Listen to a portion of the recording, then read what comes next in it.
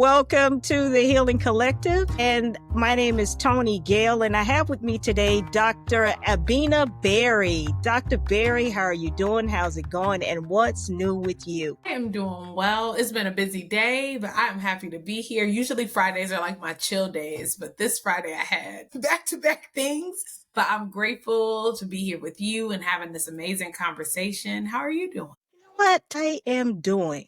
I don't know what to put behind that, but thank you for asking. I don't know if I get asked that a whole lot. Well, So you thank you deserve for to asking. be. Yeah, you definitely deserve to have people check on you and check in with you. And sometimes we don't know, right? Like sometimes it's like, Right. I'm here, I'm figuring it out. And that's the answer in itself. Yes, yes. Now, Dr. Berry, how did you get into this healing space? You know, I got your book, Yes. and this is not a one and done, or this is No. not one of those books that I am able to read like a novel. You just recently got it, but I've been through it, and some of the things are making me like, Mm-hmm.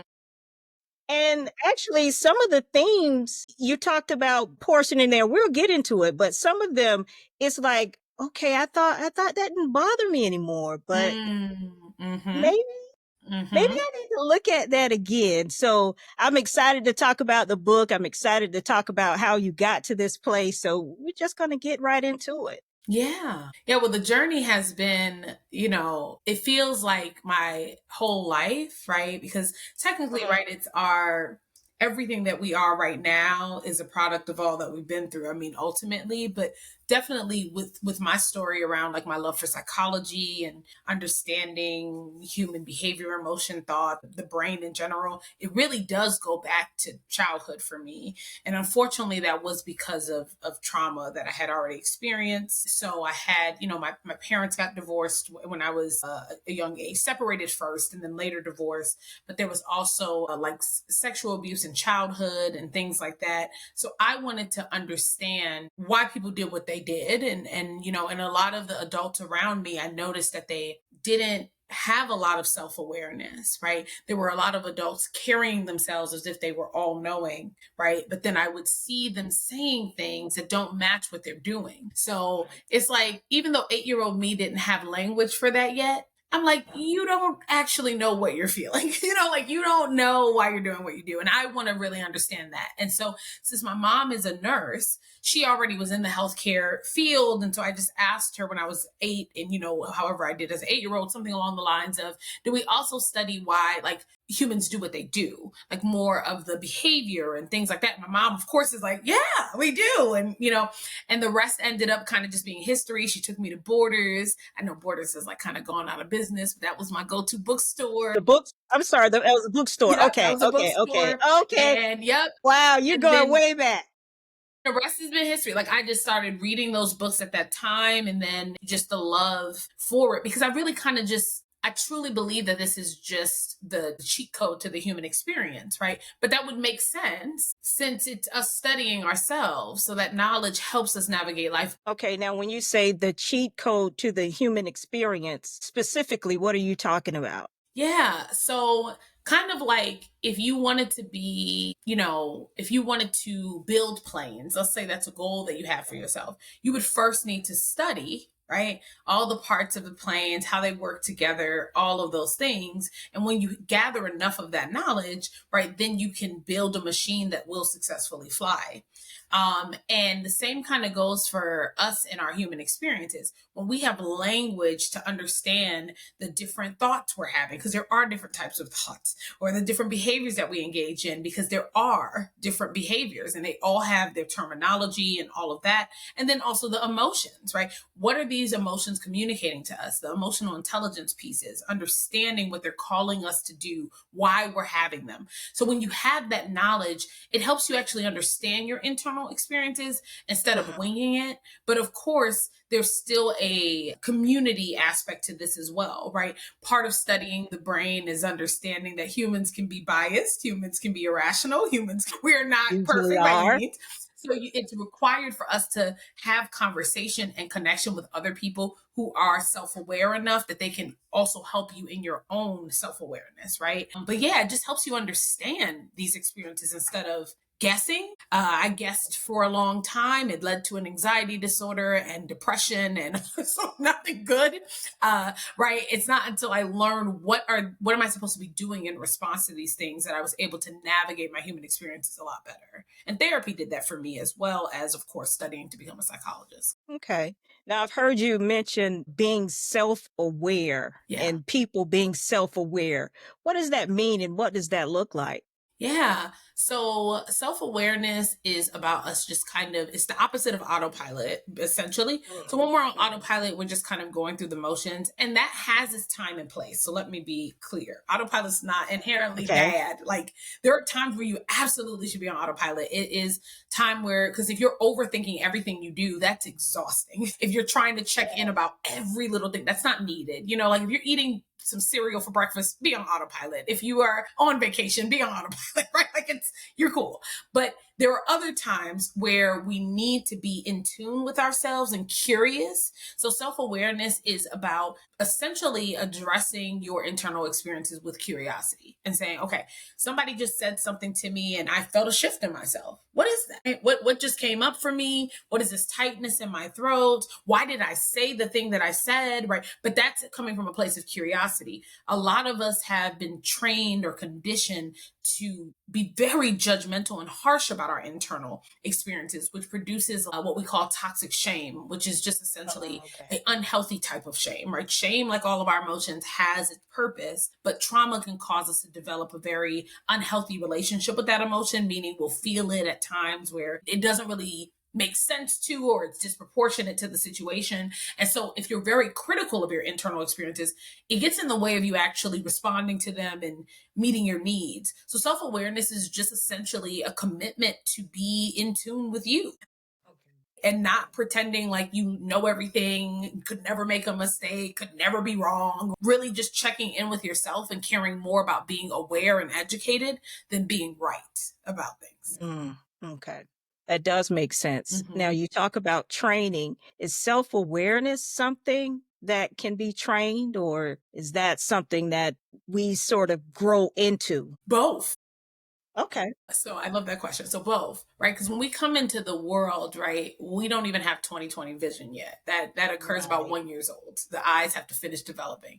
So technically, like, you couldn't even if you have fully functioning eyes, when you first come earthside, you can't even really see yourself. Like, even if Well, I I put like you that. into a You said mirror. Earthside. I like that. Yeah, when you come earthside. So self-awareness starts in, like, when the early stages of life, if it's being nurtured, right, by us finally understanding that that person we're seeing in a mirror is Uh-huh. us, right? That's not an automatic thing, right? I still remember when my son was really little and he would be like, "Hi, baby," to himself in the mirror, not realizing that that is himself. So there is a lot of psychology behind that, of like, we truly do need to be taught to even recognize ourselves in a mirror. We need to be taught the name that we were given, or whatever it may be, because language, we have to be taught our first verbal language.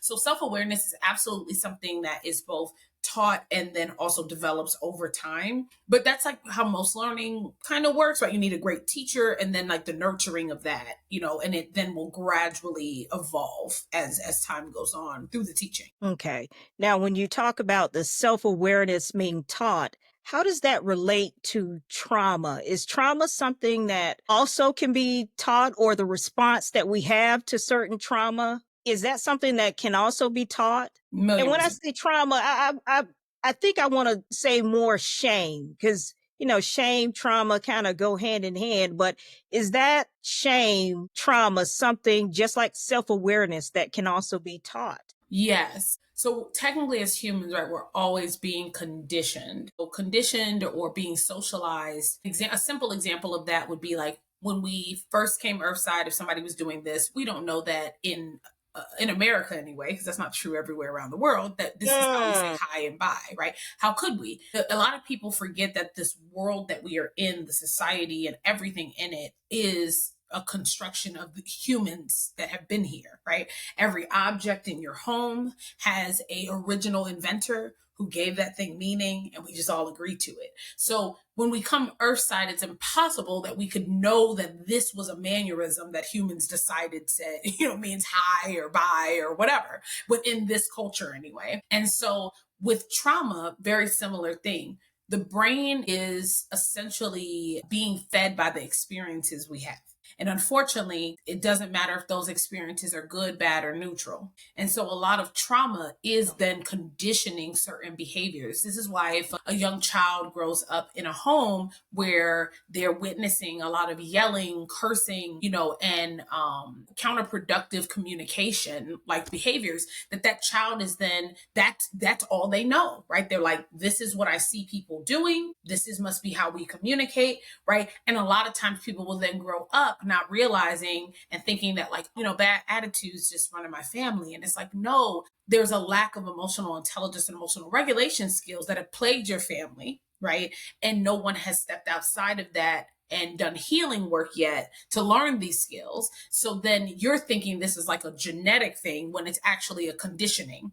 People often mistake like biology and conditioning and forgetting the true power behind the nurture, the environments that we're in. And when we think of like extreme examples of this, like for instance, a human being who finds himself in a cult or something, doesn't that person transform from that, right? Or if you go away to war, don't you transform in a lot of ways because of those experiences? Or even something positive, you end up in a healthy relationship, you see yourself changing and transforming. So we are affected by our experiences, good, bad, and neutral. And trauma, unfortunately, can condition more shame, avoidance behavior, unwillingness to take accountability for things. It can show up in all different kinds of ways. It depends on what was being, modeled to you, essentially. Mm.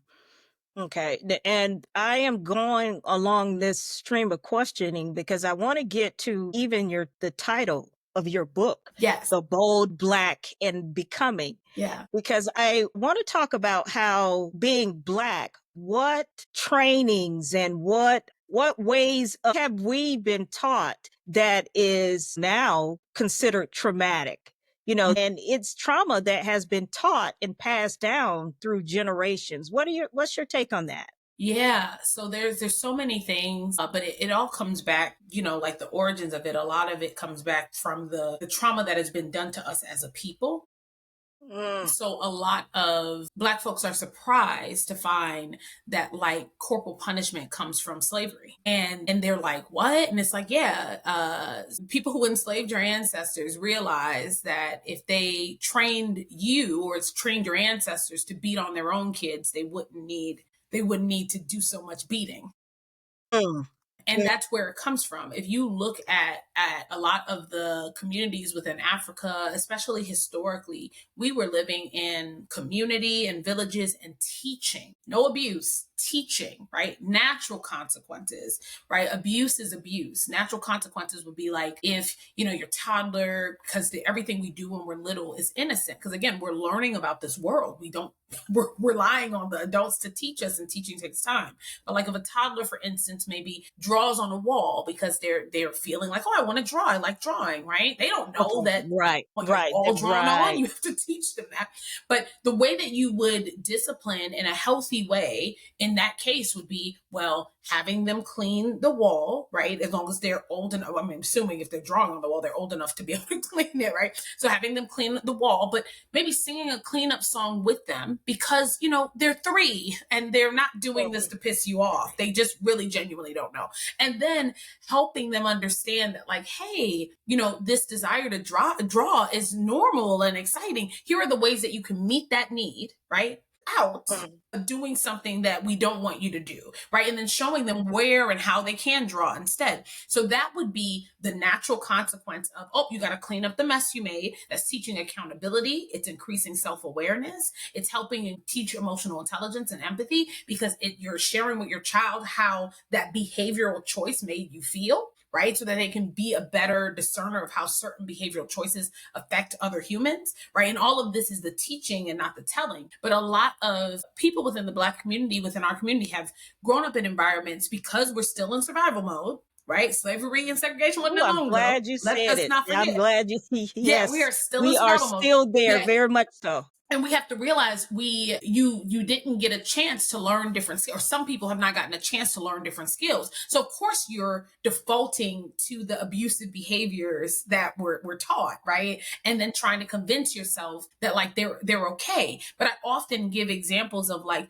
so if the teacher at your school or at the kid's school beat on your kid, you'd be okay with that, right? No, I wouldn't. Okay. So it's either that you think that your child is your property. Ooh, listen to that. Slavery. You think that your child is your property, right? The Barry, Or that's deep. you are really conflicted, right, in general about your definition of abuse. Because how could somebody else do this behavior and it not be considered abuse, meaning you doing it? And then this same another adult is doing that behavior to your child. Now it's not okay. That's so it's causing the cognitive dissonance because none of it's okay, right? Just like it wouldn't be okay for partners to beat on each other or whatever. And there were times where humans thought that was Was okay, okay. right? Where it It was was fine to right. beat on your wife. And what was the theme there again? Property, Hmm. right? Treating Property. you like Yes. property. But humans are not property. They are Mm. whole human beings, and everything that you do to them and expose them to will have an impact on them. So we want to make sure that we're exposing healthy things. And we have to understand that the reason why, like, the concept of raising and teaching feels so challenging is because the people who raised you didn't have those skills. So you have to find those things for yourself, pour into yourself so that you can do it. No different than if you grew up in a home where they spoke Spanish only. You would not, at 20 years old, tell me, I'm surprised I don't speak German, right? Because you'd be Oh, like, well, nobody in my house spoke that. You have to realize that people are lacking skills. You must step outside of what you were taught, seek the healing for yourself so that then you can heal your lineage, right? And your ancestors will be celebrating because you will no longer be doing to your children what slave owners did to them, right? That's so we're mm, just recovering still from that. And people are so lost in their own numbers of trauma. yeah. That is so deep. I'm reeling from it.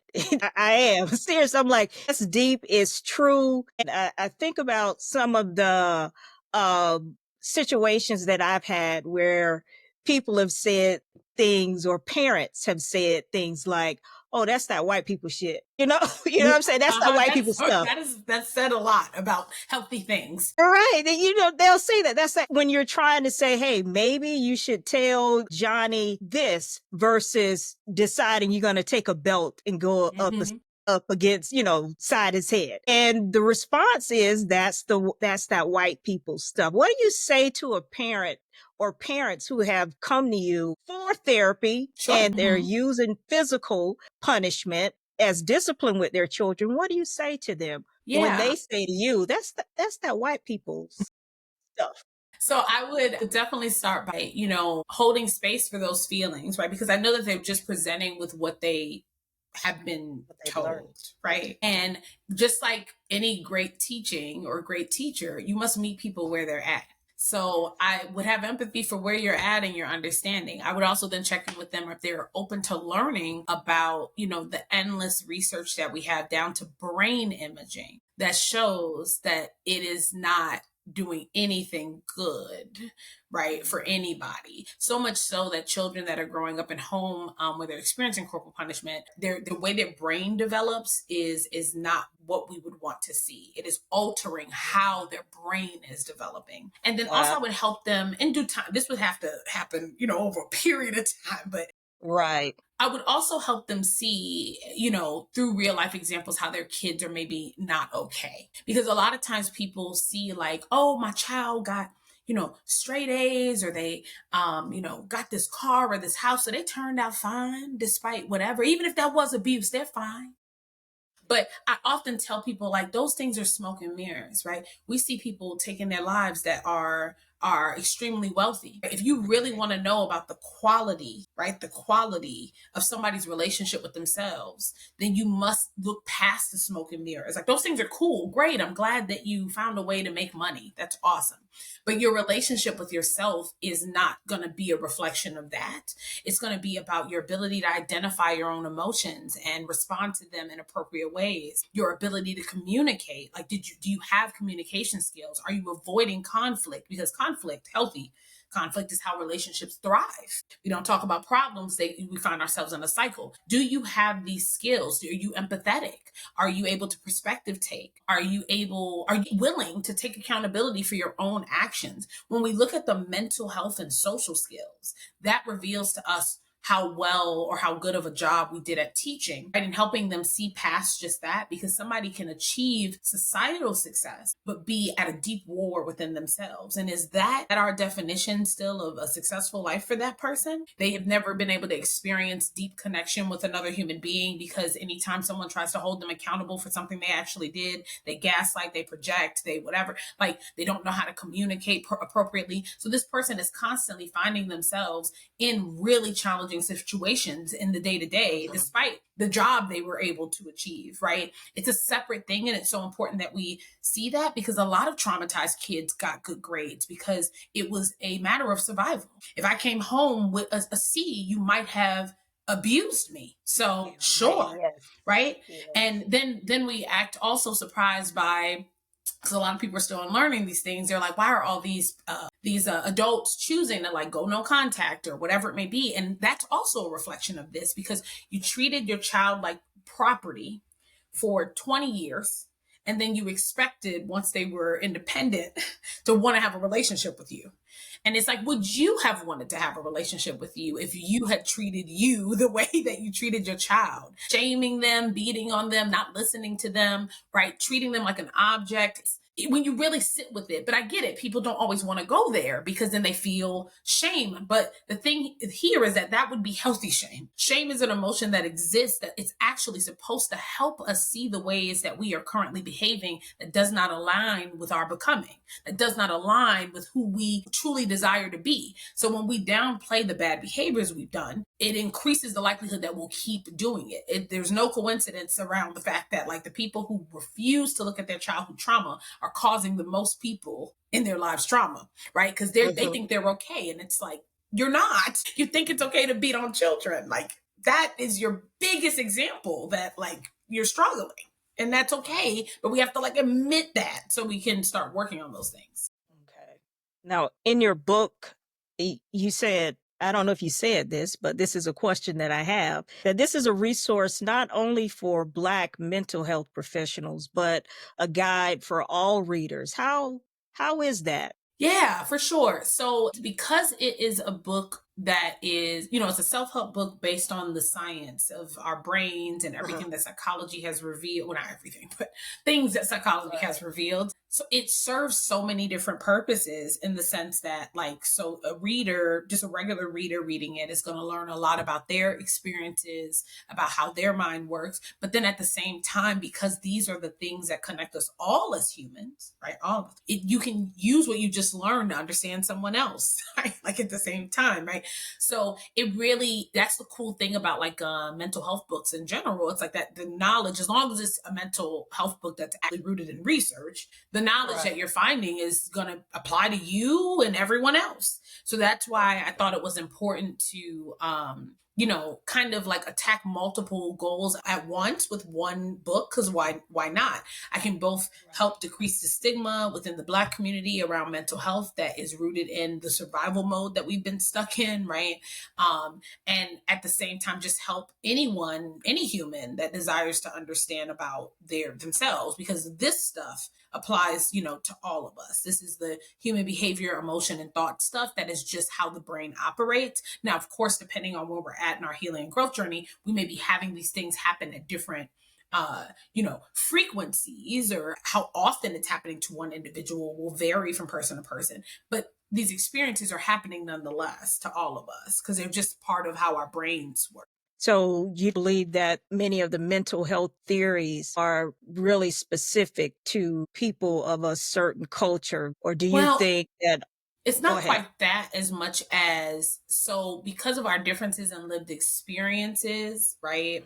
Because of identities we hold and the histories that are attached to those identities, right? Especially the patterns of trauma that are attached to those identities. What the research shows is that certain mental health conditions or human phenomenons that come out of trauma can be happening at a higher rate for certain groups of people based on the identities they hold. So basically, practically every chapter of my book and the parts of psychology that I chose to cover, because obviously that's not an exhaustive, it's impossible. The book Right. would be so long, no one could read it. But I chose what I chose for this book based on the fact that everything that is covered in there, Black people have some of the highest rates of those Okay. particular things. Yeah, like learned Okay. helplessness, a external locus of control, and all of these things come out of trauma, depression, all of the societal barriers that exist that make it harder for people to thrive, including just a lack of education. I often talk about it is heartbreaking to know that if I had chosen, like if it wasn't my soul's calling to do this work, my life would look so different, right? Because it saved me. It saved me from turning out as a statistic for what the things I had been through, because I learned this stuff. And this stuff should not be a privilege to only people who choose to go to school to learn it. This is the blueprint, the cheat code. And as we learn more, every human should have access to this knowledge. Every human should know what a cognitive distortion is, because we all experience them. Right? Everyone should know what anxiety is, like from an emotional intelligence standpoint, and what it's communicating to you, because we all have experienced that emotion at one time or another. So why is this like a privilege for only for some? Right? To have this knowledge, and you need to have health insurance to be able to access it, or you need to have this or that, when this is literally what we need to be great managers of ourselves. It should be taught in schools from kindergarten and on, Right. right? That's what should be happening. But I think that's not happening for a reason, in the sense that because there's been so much mental health neglect, we have allowed a lot of people who are truly struggling with their mental health, because we get so, again, distracted by how much money someone has or how much success they have accomplished, that we have allowed people who are deeply unwell to have positions of power. And they know that keeping you uninformed and uneducated about these things keeps you in a state of being a sheep to your unresolved trauma, instead of the shepherd that you entered life as. You were full with so much desire to learn and grow and evolve. You wanted to know every little thing as a kid. Trauma strips us of that curiosity, of our scientific nature. We are all scientists. We are all creators by nature. You will never come across a toddler that is not curious, unless that toddler has been deeply traumatized by that point, right? So that is our nature, to want to know what's going on and be involved, because it's how we learn and grow. And by keeping people from getting back in touch with that part of human nature, it makes it easier for you to be misled, controlled, taken advantage of. And I don't think that that's like happening on accident per se. Now, you said something as you were talking, you mentioned about your soul's calling, your soul's purpose. Yeah. What's that about? I mean, you said Yeah. your soul. You didn't say, yeah, my profession. You got deep in there, Dr. Berry. You said my soul. Yeah, it's my soul's purpose.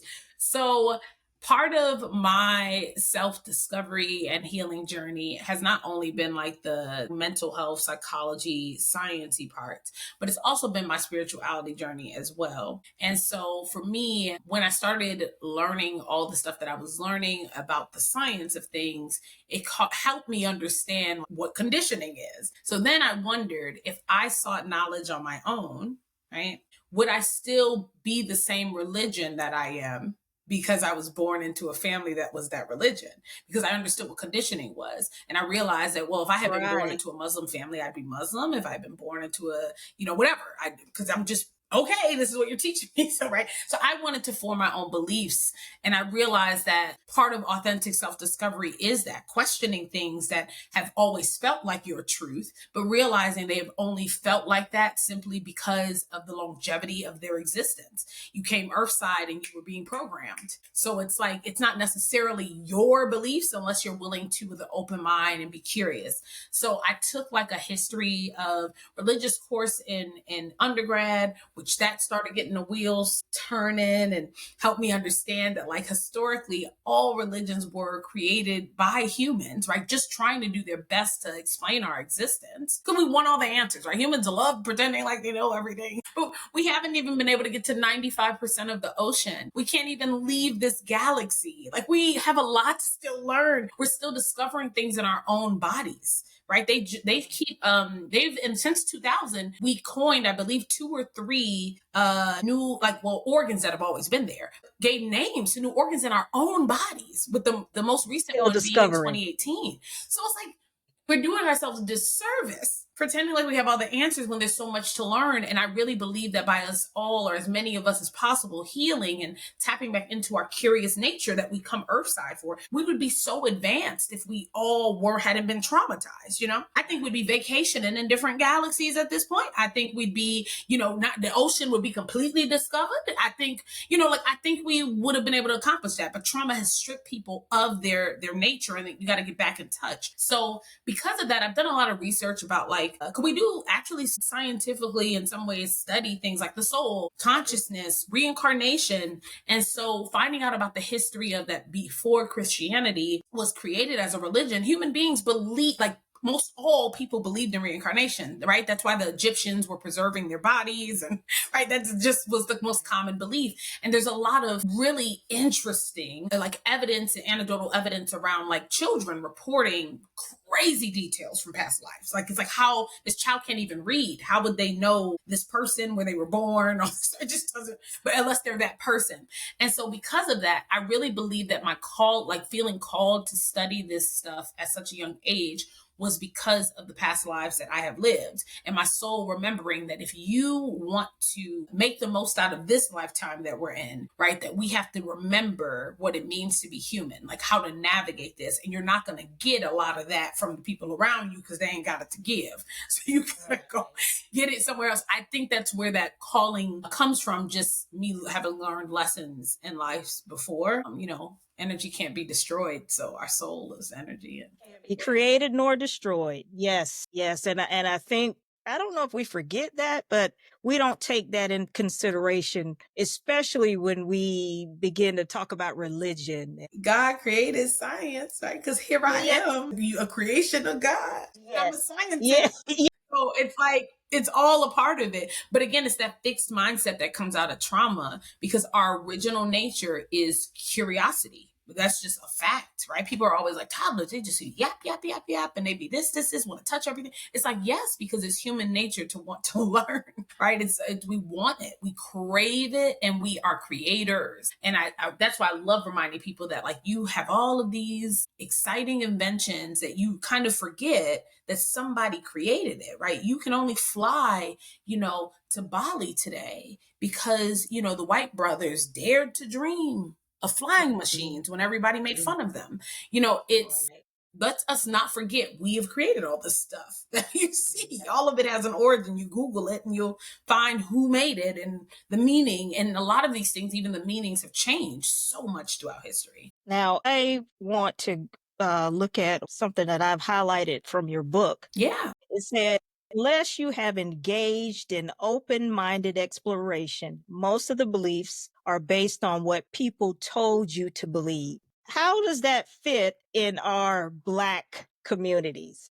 Yeah. Especially in terms of religion, because I want to kind of come back to that. Yeah, absolutely. I feel like because we were talking about, like, culture and identity, right? And how that can lead to patterns because of just how conditioning works. We know, like, we've all, well, maybe not all, but most Black people, if you ask them, did you ever hear, like, the whole stay in a child's place, or you're supposed to be seen and not heard, right? Yes. It'd be hard to find somebody who hasn't heard that, because it's kind of just plagued our cultures, all of them, right? I'm of Caribbean background and I've heard that, and people could be from the South and have heard that.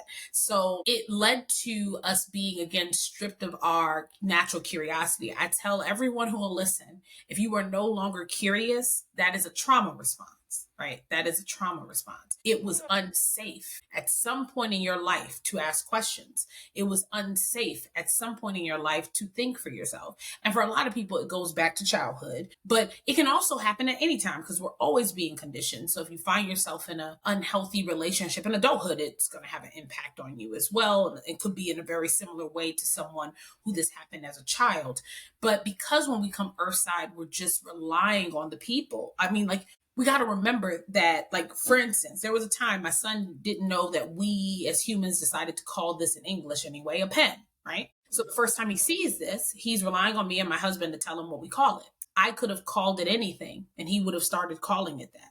What frame of reference does he have for this made up language that humans created, right? English has been around for a long time, but let us not forget it simply just sounds that humans gave meaning to and then agreed to that meaning, right? This is why we can add new words. We do it all the time, right? And we'll All continue the to time. do it. We are constructing language. And so, because of that, the beliefs around religion, a lot of people were just kind of told, this is what we believe. And not only that, and that's fine. Like that part is not necessarily the problem. It becomes a problem where you can't think for yourself at all, right? It becomes a problem when any religious beliefs are being presented as like the all knowing, because there's so much we don't know. Like that's not an opinion. It's just a fact. It's like there's so much we just don't know yet. We're discovering things all the time. And as science keeps revealing God's work to us, because that's what's happening, right? Science is how we see the truth with a capital T, right? God's work to us. They work together. They're not a separate thing, right? The creation of all this. When that happens, then you're like adding to that. So you can't have a fixed mindset. We should not be. Imagine running a relay race and somebody passes you the baton and you desperately want to run backwards. What are you doing? Passing a baton means go forward. Discover new truths, new understanding, add to the past, right? Add to it. Because it's essentially these beliefs that we have in a lot of ways are just experiments, right? Because in the back in the day, people were like, oh, your skin's a different color. And they didn't know that was because of melanin. We know that now. Science reveals that to us. That's the only reason, right? But then it led to a lot of different racial groups and all of this stuff, because back then we did not know why that was happening. Now we know it's just melanin, actually. Right? Mystery solved. So the beliefs are coming from people, humans who knew a lot less. Like think about what we used to do in the mental health field back in the day. My God, it's horrific. People used to think you could drill holes in people's heads and then the mental illness would escape or something. Like these are the people that y'all want to hold on to beliefs from? No, thank you. I want to keep adding to it. I'll be running forward. I'm not trying to listen to them. They didn't know what they were talking about. I want to know what we know now. It's funny. We laugh at it, Dr. Berry, but it's funny how many people hold on to those old beliefs as if they're true. And because I have so much experience in the church, it amazes me now that I have sort of stepped out to look at some of the discussions and some of those ways that it's like, why are you still doing that? Why is that still necessary? It's amazing. And that thinking that we hold on for dear life that no longer serves us. Yeah, we laugh at it now, but it's like, wow, when are we going to let some of that, what I call stinking thinking, just let it go? I love that. Stinking thinking is so good. Yes. I love that. But education is the only way to open people's eyes, because they need facts to be able to understand how this way of existing is limiting them, because it started so early that they don't remember, right? Like we don't have memory from infancy, right? So if you came into the world and then are in a home where it's like, this is truth, don't you question anything else, you're like, okay, no different than if I told my son this was called a hickory do. He would say, okay, mama, hickory do. He don't know. And he'd tell his friends. And he'll tell his friends. And it'll take and he would defend it because mama said it. Because other people will be like, what are you talking about? My parents said this. And that's how it's like, we can even hear how that happens with religious beliefs or whatever. It's like, no, this is what I was told. And it's like, I don't think there's anything wrong with human beings having created, groups or community or trying to find truths. I think that's wonderful. But where we go wrong is this fixed mindset of I have all the answers. No, you don't. Yeah. Right? And when I ask you, like, what are these beliefs based on? You're scrambling because you start to realize it's just your conditioning, right? It's just the conditioning. Just because you have believed something for a long time does not tell you anything about its accuracy. Well said. I want to read something else from your book. It says the first step to lasting change is to stop self-identifying with the trait you want to improve, because your self-talk significantly impacts your beliefs and behaviors. Talk a bit about that. Yes. So when I was, by the time I was 19, so even though at 8, I started reading all these books, a lot of the books that I was reading was more like, how would I describe it? Like people telling their stories and journeys around their own mental health, right? Their own mental health journey and recovering from trauma. You were doing this at 8? Yeah. We started reading the books at 8. Yeah, that's when I started studying all this stuff. Reading, this is my favorite. Like, most all the books I was reading were the nonfiction, learning about, or autobiography stuff that was still mental health related. But there really, I didn't know this at the time, but there truly is no replacement for like working with somebody who was educated on these things through therapy or through whatever. So I didn't know. I mean, I didn't read enough books on like emotional intelligence at that time. I don't even know how many books really existed at that time for that.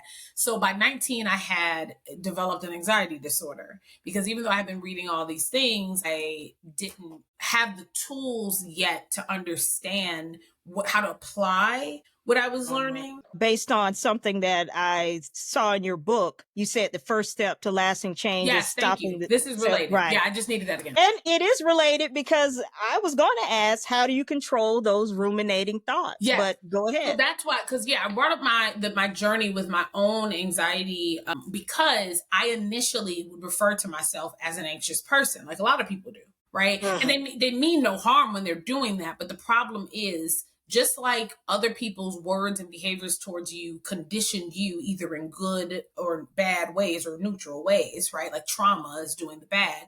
Your own words, you can hear yourself all the time. So even though you don't mean to, when you say something like, I'm an anxious person, it puts you in a fixed mindset, right? We got to stay away from fixed mindsets, because then your brain's like, we are? Okay. So then there's like no room for growth. And instead you want to say, I sometimes struggle to manage my anxiety, or whatever it may be. So that self-talk, because other people's words can have an impact on us, your words, you always hear you, right? Always. So we have to be really careful not to self-identify with the things we want to change. There are ways for you to acknowledge where you're at without speaking to yourself about it in a way that is fixed. Right? So just the difference is, instead of saying I'm an anxious person, which is very a fixed mindset, saying I currently struggle with managing anxiety and I'm learning the tools to do that better. That, feeding your brain that, leaves the door open, and you will hold yourself accountable to practicing skills to get better at it. And ultimately, that's what I had to do on my own journey. I went to therapy at 19 because it was so debilitating at that point. Plus I had a bunch of unresolved trauma too. That was my first time in therapy. But then I had to take Lexapro and Xanax at that time, because I was having panic attacks weekly basis. I mean, it was really intense.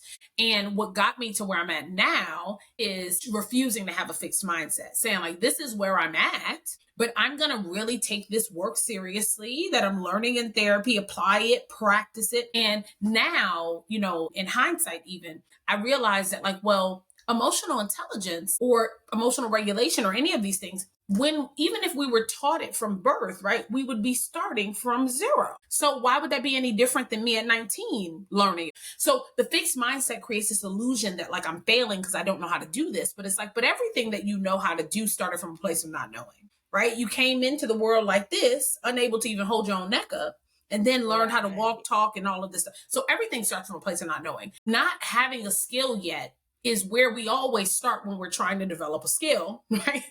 Right. It doesn't make you incapable because you haven't been nurtured enough to live into your capabilities. You just need a great teacher. My first therapist was amazing and really helped me with learning the skills to manage. And I practiced them outside of the therapy as well, so that my brain could be reconditioned. And, I worked through it. I still experience anxiety, but the difference is I now have skills to manage it. But that was the whole point, right? We were all supposed to be given that technically during our upbringing. But we don't get those. It's usually, and back to that Black community, unfortunately, it's usually when we're older adults where we can pay for our own therapy that we learn those skills. Because the people around us just didn't have them to give. Right? If we think of all these mental health and social skills as a language, because I often like to parallel it that way, because it helps people understand why it wasn't given. And it also helps them understand that them not having it doesn't mean they're incapable. Right. So they just didn't have the skills to give you. I mean, because that's what generational trauma does. Right. It creates this illusion that the things you went through did nothing to you, even though it did everything to you. And it's like literally dictating your life. Right. And if you don't remove the veil at some point, you will continue to move forward from a place of the unhealed traumas, and it will affect you and everyone that comes into contact with you. But somebody has to see that pattern eventually and say, wait a minute. it's not that bad attitudes run in my family. It's that a lack of emotional intelligence does. And that's because nobody has went to seek it. So I'm going to go get help and learn about it, learn this language, and then, take it forward, right? And pour it on and pour it in myself and others. That's just how skills, get passed down. They're skills. Skills. Now, you talk about that unhealed trauma in your book. You talk about how you were like 95% done. You're almost done with it, and something triggered. Do you remember that in Yes, I your book? do. And Okay. it relates to what you had said when you said when things were coming up and you were like, oh, I thought that was finished. Right. I wanted to, yes, Yeah. end on that note.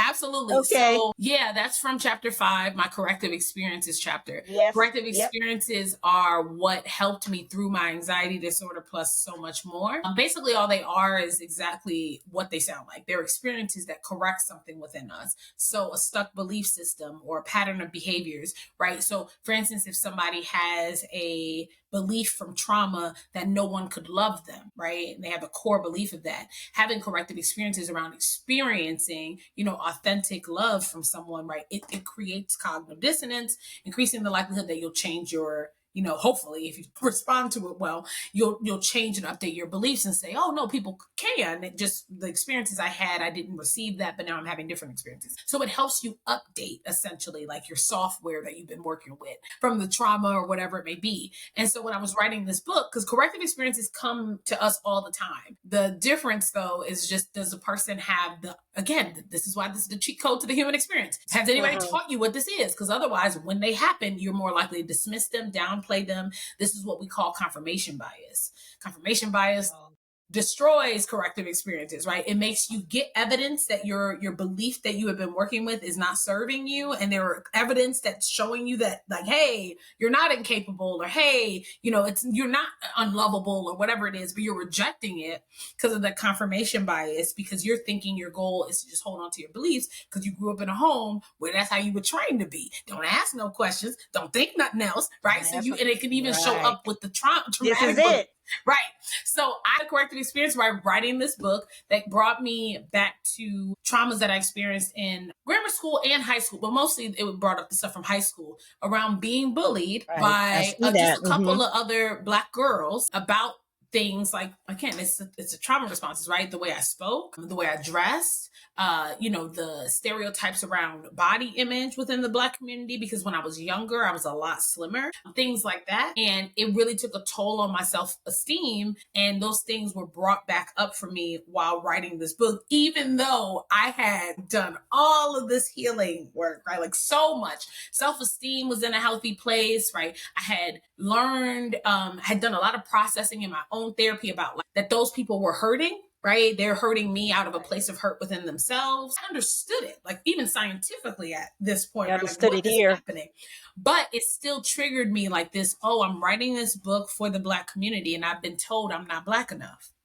And it was really, and I was wondering, like you said, the 95%, I'm like, I'm almost done and I'm like stuck. But that makes sense that the corrective experience showed up when I'm really close to being finished, right? And as I shared in the book, I had that conversation with my husband and he, reassured me and he helped me see what it was. He was like, baby, I think this is coming from those child wounds around your Blackness, from the things you experienced. And he was right. And I started bawling. Right. But by releasing that, I was able, the writer's block faded away. I got to finish what I was doing because I understood what was blocking me. Right. And that just needed to be addressed. So you're right that like we can have done a lot of healing in a certain area, but you'll also hear me say in the book that there's no such thing as being healed with the ED. I was gonna. Right. Yes. Because if we had a wound that was created, like trauma creates wounds in our soul, right? Essentially, or in our mind, however you want to put it. And you can do a lot of work to heal that wound, right? But then what happens after we've had a gaping wound? We're left with a scar. And what do scars need? They still need maintenance. They still need tending to. And so your brain will tell you when you need to, tend to a scar, right? Put a little cocoa butter on it by processing, releasing, right? And then you can move through and move on. In that way, it's allowing you to continue to be in a state of perpetual healing. So that's what I refer to it as. It's a choice to be in a state of healing and growth. And it's perpetual because you're still living in this lifetime, right? Things are going to come up, right? It's not like a check. I ate one salad. I never have to worry about my physical health again. Same thing with mental health. It's like, you can't go check. I processed that one time. I never have to deal with it again. It's like, no, even scars need tending to. So, It's ongoing. mm-hmm, Dr. Berry, thank you so much. I have a whole bunch of questions, that I want to ask, but I'm going to stop here. I mm-hmm. have to get you back. I Yes, do. I have to get you back. yes. Your knowledge is extensive. I'm like hanging on every word. I will put your book on my website and Awesome. have Thank it you. linked to your website as well. This is a good read. It is a guide. It is very encouraging. Bold, Black, and Becoming. Thank you so much, Thank you, Dr. Toni. Berry. Do you have any parting words that you want to share with the listeners or the viewers? Yeah, absolutely. I just want to share to the listeners and the viewers and let them know that you deserve to heal and thrive as much in this lifetime as you possibly can. You deserve to meet your authentic self and keep discovering truths about who you are. And you are so powerful and so capable. Trauma confuses us, it lies to us. And if you really truly want to get to meet and discover the endless parts of who you are, you must be willing to dive deep and heal the wounds and tend to the scars, and you will thrive instead of being in cycles. And you deserve to live that version of your life. Thank you, Dr. Berry. Thank you. You are amazing. I can't wait to meet you in person. So it's mutual. Mutual.